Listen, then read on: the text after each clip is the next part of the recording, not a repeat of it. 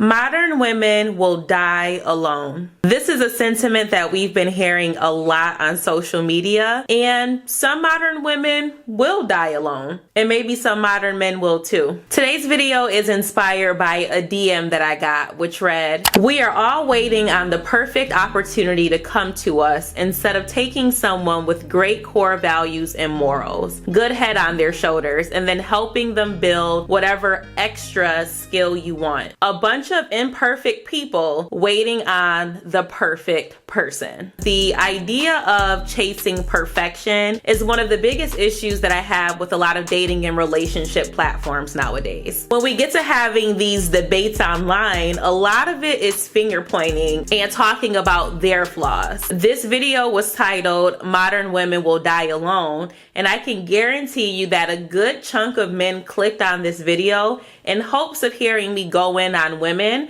and talking about why they're not suitable for marriage or long-term relationships. And FYI, that was just an example. The same thing goes for women. My observation is that a lot of the dating and relationship content that we see nowadays isn't really effective because it's not focusing on self-discovery, introspection, and doing shadow work. I have been on a spiritual / self-reflection journey for several years now, but I feel like right now I'm really in the thick of it, and I'm really doing my best to learn myself and to accept who I am and love that person, flaws and all. Looking back on my content or interactions that I've had with people, when I was the most unhappy within myself, that's when I was the most judgmental of other people. I really didn't like a lot of things about myself, and to make up for how I felt internally, I was a perfectionist, and it's something that I'm actively breaking out of. And because I had such high expectations of myself, I had really high and unrealistic expectations of other people. I was so fixated and judgmental about what other people were doing as a distraction from having moments with myself. When you are not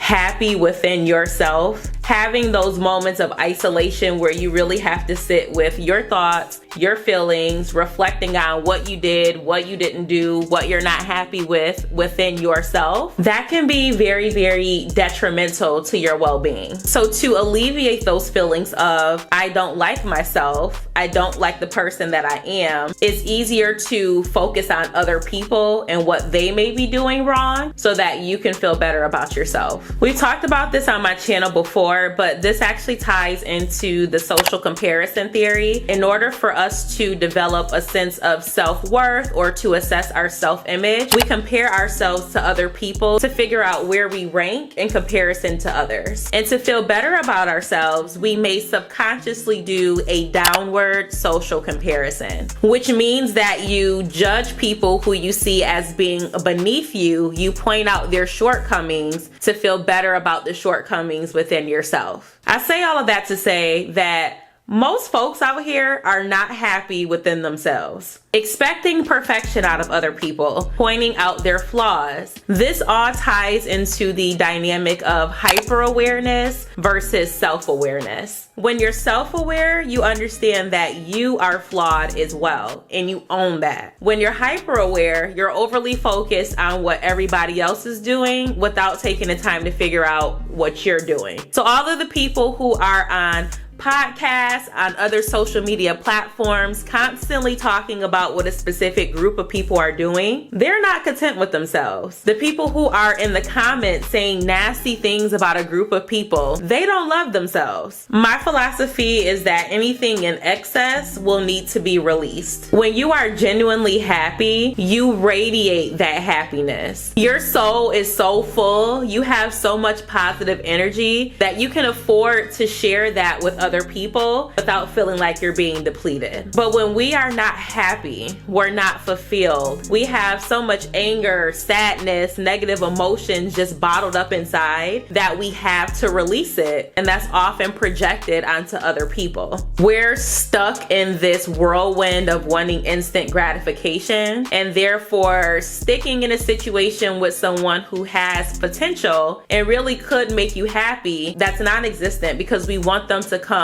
packaged to perfection. I'm guilty of this too, because at one point in time, I would say, I'm too old to be teaching people how to do this and that. Like, you should know this by now. You should know how to treat me. You should know X, Y, and Z. And the reality is that a lot of us out here really don't know. A lot of people out here are single, not by choice, because they're struggling. We think that we're better in relationships and interacting with people than we really are. I personally believe, and you guys can let me know what you think in the comments, that as humans, we are placed in each other's lives for a reason. I'm gonna learn something from you. You're gonna learn something from me. Help people get better. This idea of collectively helping people get better is so lost. Once upon a time, if someone displayed a little bit of a red flag, I'll be like, I don't think this is gonna quite work. And now I'm trying to be more cognizant of that, right? Vocalize it, communicate it to them. They might not be aware, and you guys can talk about it and allow them that chance to move accordingly. But we're not communicating.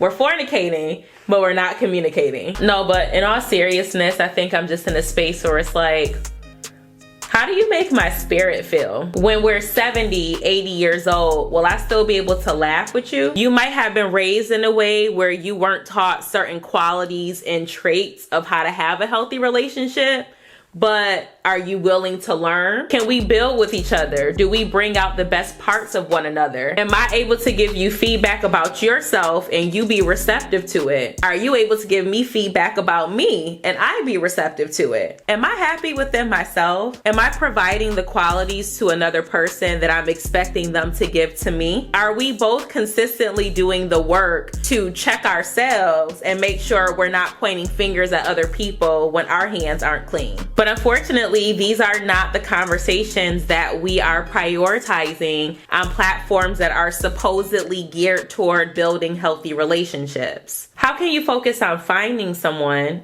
when you haven't found yourself?